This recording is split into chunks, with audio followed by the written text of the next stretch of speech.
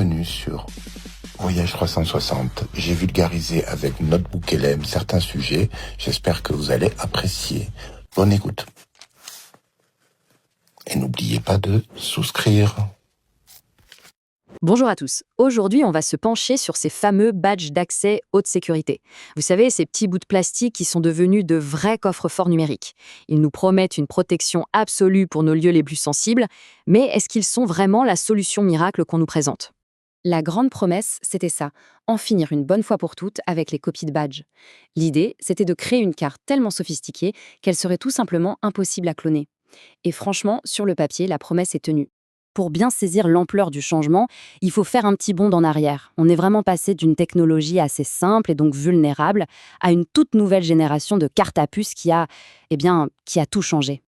Alors, la grosse différence, elle est là. D'un côté, on avait les anciennes cartes, les Prox à 125 kHz, qui étaient une véritable passoire. N'importe qui, avec un petit lecteur acheté sur Internet, pouvait vous en faire un clone en quelques secondes. Et de l'autre, aujourd'hui, on a ces cartes à 13,56 MHz qui embarquent de la cryptographie avancée. Croyez-moi, ce n'est plus du tout le même match. Ok, mais en clair, ça veut dire quoi tout ça ? La fréquence de 13,56 MHz, c'est un standard mondial, donc c'est pratique. La capacité de lire et d'écrire sur la carte, ça ouvre des tas de possibilités. Mais le vrai cœur du réacteur, le game changer, c'est ça, une cryptographie ultra puissante basée sur des normes internationales solides. Allez, plongeons un peu dans la mécanique. Comment ces cartes font-elles pour être si sûres ? Eh bien, le secret, c'est un dialogue permanent et ultra sécurisé entre la carte et le lecteur. Imaginez une sorte de poignée de main secrète, mais en version numérique. Ce processus, ça s'appelle l'authentification mutuelle. En gros, le lecteur ne se contente pas de lire un numéro, non. Il interpelle la carte et lui lance un défi, une sorte de question secrète. La carte, de son côté, doit prouver son identité en utilisant une clé secrète qu'elle est la seule à connaître. Et seulement si la réponse est la bonne, alors, bingo, la porte s'ouvre. C'est un vrai dialogue. Et au cœur de ce dialogue, on trouve des algorithmes de chiffrement, du lourd, comme l'AES. Pour vous donner une idée, c'est le standard utilisé par les gouvernements, par les banques, c'est du costaud. Chaque information échangée entre le lecteur et la carte est complètement brouillée. Si quelqu'un essayait d'écouter, il n'entendrait qu'un charabia totalement indéchiffrable. Et attendez, ce n'est pas tout. Ces puces, ce sont de vrais petits bijoux de technologie. Elles ont des super pouvoirs. Un système qui vérifie que personne n'a modifié le message en route. Un autre qui change l'identité de la carte à chaque fois pour qu'on ne puisse pas la pister. Il y a même un minuteur pour contrer certaines attaques de pirates.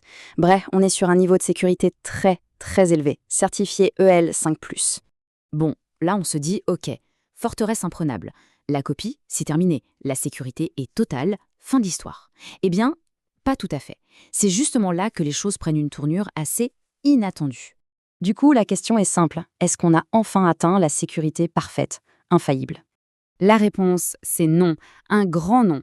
Parce que toute cette armada technologique a été conçue pour une chose, empêcher la copie. Elle n'a jamais été pensée pour empêcher le vol.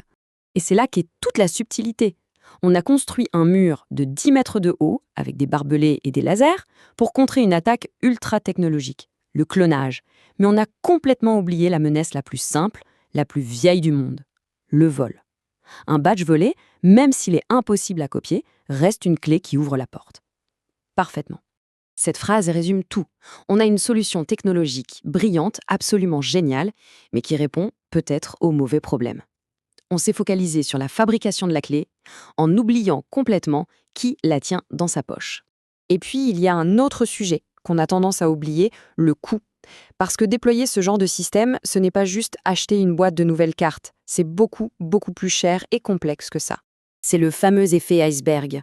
La pointe visible, c'est le prix des badges. Mais en dessous, il y a tout le reste. Il faut changer tous les lecteurs sur toutes les portes, mettre à jour les serveurs, les logiciels, la gestion des clés de chiffrement, c'est un vrai métier en soi. Et bien sûr, il faut former les équipes. À la fin, la facture n'a plus rien à voir avec le prix des badges. Alors on fait quoi ? On jette tout à la poubelle ? Non, surtout pas. La technologie est excellente. Il faut juste la remettre à sa juste place. C'est une brique de la sécurité, ce n'est pas toute la forteresse. Et voilà le point le plus important à retenir. Le badge, aussi intelligent soit-il, ça reste un outil. La vraie sécurité, ce n'est pas un produit qu'on achète sur une étagère, c'est un ensemble de processus qu'on met en place et qu'on fait vivre au quotidien. Et pour ça, il y a des verrous qui changent tout. Le premier, c'est d'intégrer le système au processus de l'entreprise. Un exemple simple. Une personne quitte la société. Son badge doit être désactivé dans la seconde. Ça n'est possible que si le système de contrôle d'accès communique avec le système DRH. Et puis, il y a l'arme secrète, le bon vieux code PIN. En ajoutant un code à taper en plus du badge, on passe à une sécurité à 2 facteurs. Là, un badge volé redevient un simple bout de plastique inutile. Donc, pour résumer, ces badges modernes à 13,56 MHz, oui, ils sont quasiment invulnérables à la copie. C'est un fait. Mais leur talent d'Achille, leur énorme point faible, c'est le vol physique. La vraie sécurité, la vraie forteresse, elle vient de l'association de cette super technologie avec des processus intelligents et des couches de sécurité en plus, comme le code PIN. Ce qui nous amène à cette dernière question. Notre badge protège le bâtiment, c'est certain. Mais qui, ou plutôt, qu'est-ce qui protège le badge lui-même? La réponse à cette question, c'est la véritable clé d'une sécurité efficace. Merci de nous avoir suivis.